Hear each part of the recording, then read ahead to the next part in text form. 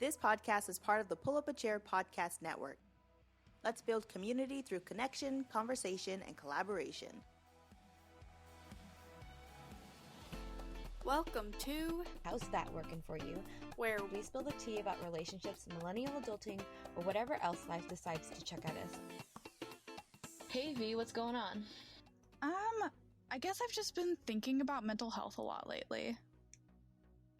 What specifically? So, I don't share a whole lot of my personal life on our podcast. I never really have, but I am today.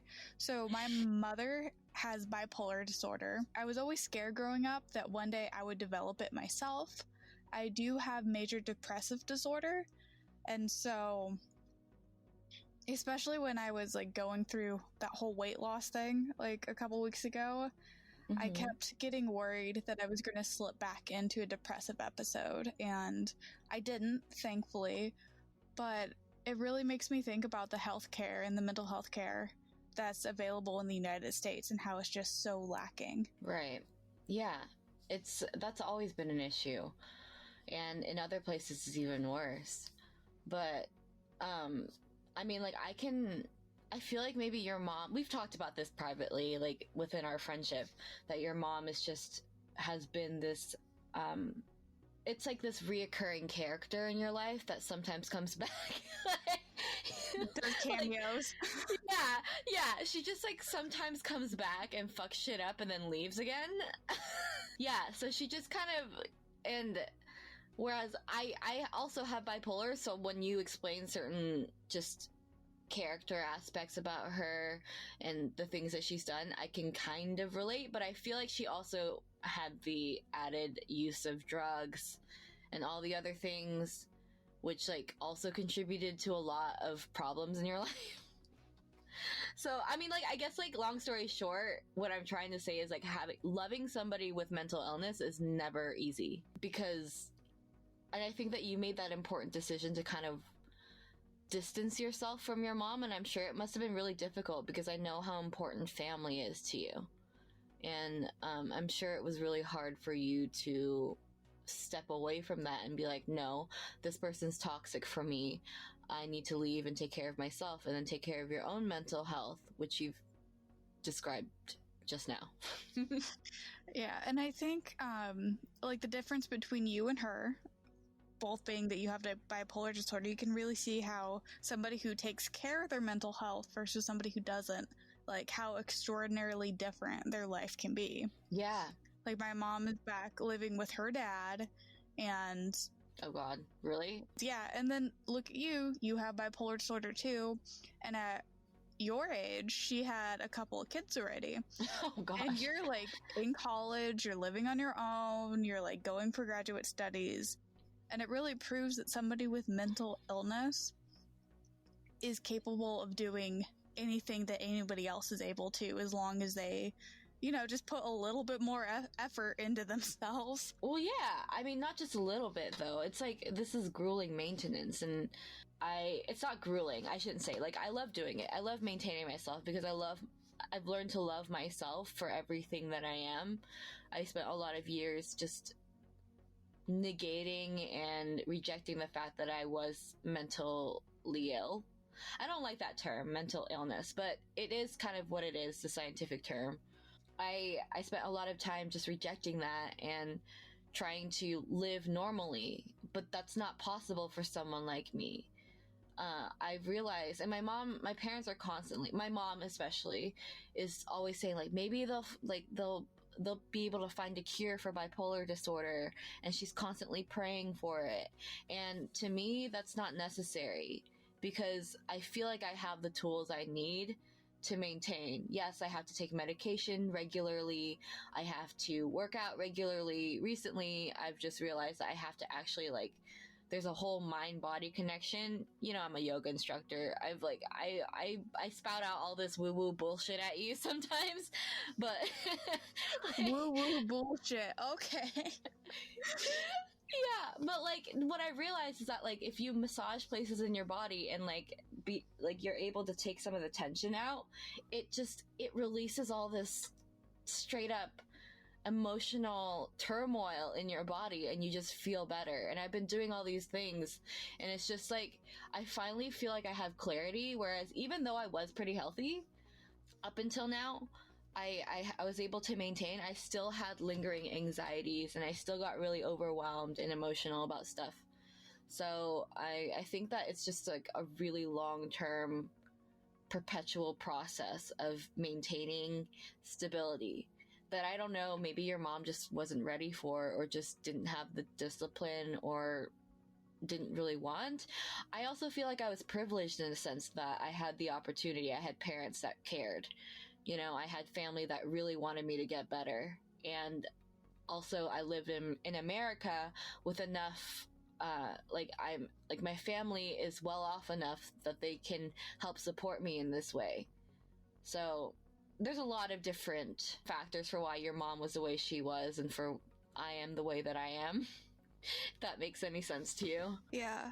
Because I'm sure that your mom just wasn't exposed to the right people and the right things. And I don't know, your dad was really supportive though. So I maybe, I don't know. I'm sorry if I'm digging too deep into something. It's okay. Like with my father, as far as I know, he never had any like mental illness, and he was just kind of like a free spirit from the way people have described him to me. Because like my dad passed away when I was 12, and I think that's where my depression started. I don't want to say I had a favorite parent, but I was very close to my father when I was a child. And my whole life, I had the mentality of pull yourself up by your bootstraps. It doesn't matter if you're depressed or whatever you're feeling. And that was awful because, like, I had a lot of awful thoughts that a person shouldn't have about themselves. Yeah. And I was able to get out of depression without medication, although I should have been medicated for a good portion of my life. Mm-hmm. It was a little bit of therapy that, like, really made me realize that there was a problem. But I also personally have a problem with therapy. I think people should get it. If you need therapy, like, go get therapy. It's important. But something about paying somebody to be my friend felt so uncomfortable to me because I had such a problem finding friends growing up. I think. What was it like friends? Like, this is like a medical doctor. Yeah, see, I know that. Like, in my brain, I know that. But in my heart, I would get so guarded talking to a therapist because it's all like, what the fuck you gonna do to me? Are you gonna try to like psychoanalyze me? Don't try to psychoanalyze me. I'll psychoanalyze you. And so, you know, I went into college for becoming a therapist, and that's when I like realized like I can't do this. Well, I mean, there's a lot of reasons why I couldn't be a therapist because of like the person I am. I get too attached. You just like, you get invested into people. Yeah. You invest a lot of energy. And then I look for broken people. It's like my favorite thing to do, find a broken person and try to therapize them into a healthier person. Therapize, I love that. Therapize. Yeah, I think that your journey has taken you to where you are now, and you've just surpassed I talk to you about this a lot, and this is where you get all like weird and defensive and you can't take compliments. Yeah, like if you could see me in person right now, I'm like cringing. My whole body like, compliment. Ah, no, but like, I'm not gonna let this in the episode. I'm cutting it out. Ha ha. No, you're not cutting this out because it's important. Is that like you came from this, like, you didn't mention this, but your mom also was making the poor choices for herself. I know that drugs heighten a lot of mental illnesses. Oh, I have an opinion. Okay, what's your opinion, Kat? Give me your opinion. No, because like drug use in general, I feel like my experience with this phase in bipolar called hypomania, it's like a state of mind that is not quite mania, where people tend to hallucinate and just become very erratic. Hypomania is kind of like an in-between stage between stability and mania, where it's like people kind of make this assumption that this person has character problems. Like, it's more like they think it's a personality problem, but it's not. It's actually a chemical problem. Whereas mania seems more like, oh, that person's crazy, you know? Mm-hmm.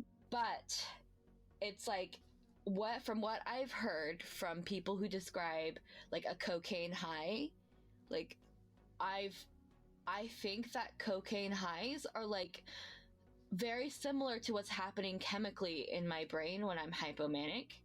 Whereas like I'm very, my thoughts are racing.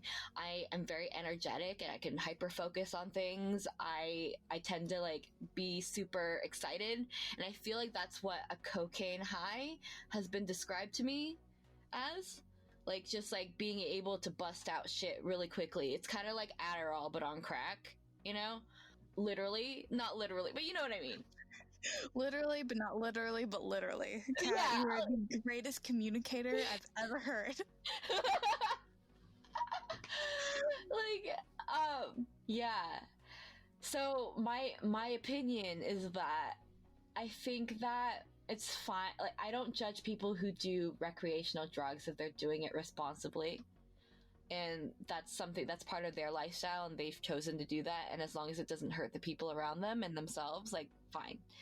But when people abuse drugs to do something to their brain that I actively have to counteract by doing all this self-care and all this stuff that I do to make my life not what cocaine does. Do you understand what I'm saying here? I can't, it's not that I don't have sympathy, but I cannot connect in the same way when people are dealing with like drug addiction. And I'm just like, but you did this to yourself, you know? Well, you have to keep in mind, addiction is a mental illness in and of itself, whether it's an addiction to alcohol or cocaine or video games. Like, Yeah. an addiction is an addiction, and it's the dopamine. God, okay. Hold on a second. My brain is loading. Addiction is a problem with your dopamine levels, and whatever you're doing to get the dopamine, regardless of the side effects, is the mental illness there, which is why if you look at like 12-step programs, it's about weaning and teaching your brain to not go to that one thing for comfort, for feeling normal, etc. Okay. Yeah. I understand that addiction is a whole different beast in its own. I just think that decision to do that, to start it, is... like I said, I'm not judging people for their lifestyle choices. However, for somebody who experiences something that is similar to that drug high, and I have to work so hard to not feel that way to make sure that I'm okay and that I can function as a human being, and then I see the consequences of people abusing it, doing that to themselves purposely, doing that to themselves to feel something that I actively try to not feel. I just get very, not judgmental, but I feel very betrayed. That's not the right word. I just feel a little, like I can't connect with it. Do you know what I mean? Yeah, I remember something similar, like when we were growing up and there was MySpace and Facebook, and how it was cool to be depressed back then. Like, it was the mental illness everyone wanted. Oh my God. And I didn't know I had... faces. Yeah, I mean, that was a trend, Yeah. And I didn't know that I was depressed at the time, and so I would, like, see those memes and whatever, and I was like, oh my God, get over yourself. Everyone feels like that all of the time. It's nothing special. And then to learn that I was depressed, it was like, well, I was a judgmental bitch. Dear God. Well, it's just funny how memes have evolved to, like, I feel like everyone has anxiety now. Everyone. You know, and memes. Actually, there are certain memes that I feel like are too dark to send certain people and share on my story. So I send them to a select few people who also know what depression's like. Oh my gosh. But yeah, I think that when you have mental illness, you grow up with this different perception of how the world works. And the people who can surpass the hard part of dealing with mental illness, being able to work through it, find healthy coping mechanisms, and be able to rise above all of the hardships that mental illness has, I feel like those people just have a better understanding and are able to help others more easily, as long as they can take care of themselves. Because a lot of people tend to overexert and sacrifice their mental health for the sake of helping other people, and that's also not healthy.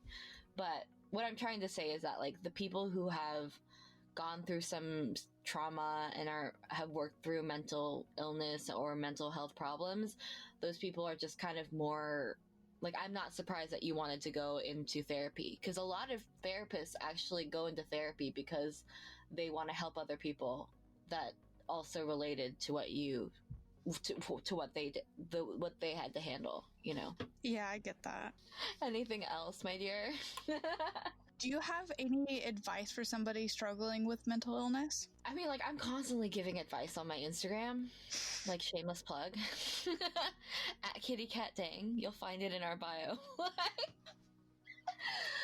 No, but seriously though, I think that for me, and this is different for everyone, is that it helps me to be open about my struggles so that I see when other people relate to it, they give me feedback, and it makes me feel good to know that there are people that can relate to what I struggle with, and kind of, it's like building a community and surrounding yourself with people who can resonate with what you're going through. I think that's important, because I've definitely had certain friendships where I feel like I couldn't connect with somebody because they didn't understand the slightest concept of what my brain was going through. Like, they'll say that I'm here for you, I can do this, or they'll say that they're there for me, but they can't fully be there for me because they don't get what I'm going through.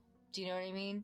Yeah, I get that. So, yeah, I think that my biggest piece of advice is to be honest and to surround yourself with people who relate and will help you through it. Also important, don't surround yourself with people who can relate and are just in this toxic whirlpool, because I've been there too.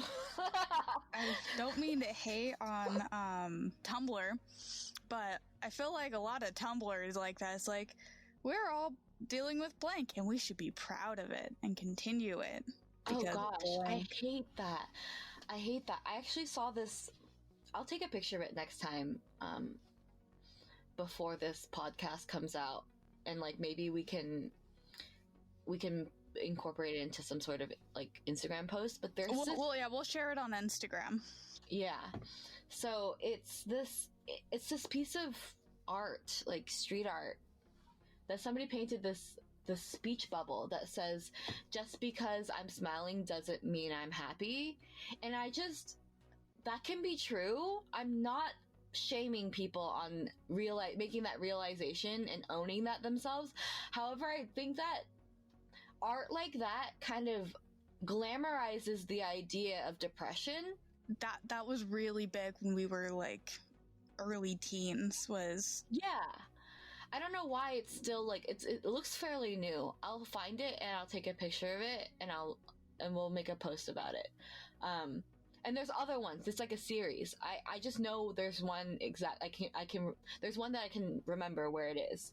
There are other ones scattered all throughout the city, but that one is the one that stood out to me the most, because I don't like that. I don't like the idea that it's like, you can be open about such things, but to make it like an art thing that other people can take pictures of and like just be like stand underneath and just be broody, and I don't know. I much more advocate for things or art or any subject of that matter that can relate to depression, but also flip it and turn it into something positive, and so that you can walk away from it. Because a statement like, just because I'm smiling doesn't mean I'm happy, kind of implies that you're okay with being there all the time. Does that make sense? Yeah, and it's a tough thing to overcome. And if I were to give any advice to anybody struggling with anything mental health related, it's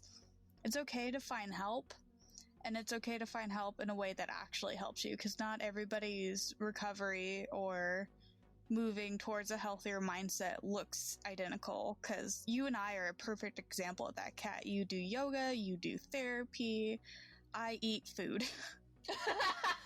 Food is your therapy. Food, I mean, I've been doing a good job limiting myself and being smarter about my decision, but sitting, eating food, and listening to, I don't know, some stupid drama channel can really reset me. And I know that that isn't true for everybody, and it's a weird way to cope, but it's my coping mechanism. I mean, yeah, and you're one of the most stable people I know. Yeah, of course everyone gets anxious and depressed and all that stuff, but I feel like you've been a rock for a lot of people in your life, including me. And, Oh, cat. well, like, yes, of course, you got me through a really difficult time. I can't remember if we've talked about it on here enough. Maybe we'll, like, in the future, we'll talk about it in depth, but like, there was a time in my life where I really needed support, and you were able to work past all the other things in your life and be able to compartmentalize and help me and the other people that were imploding around you. So it's like, I don't know what it is, like, whatever you're doing, it's working, and I support that, and I and I advocate for that. Doesn't work for me, but if it works for you, absolutely keep doing it. And at that, we will talk to you guys next week. Make sure to check out our sister podcast and us on Instagram, eventually Twitter and Facebook at How Is That Working For You? Bye.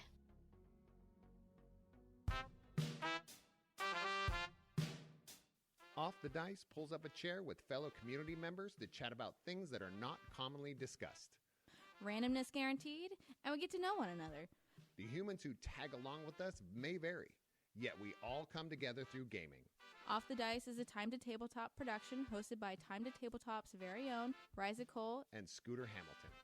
New episodes drop every other week, so pull up a chair and let's talk off the dice.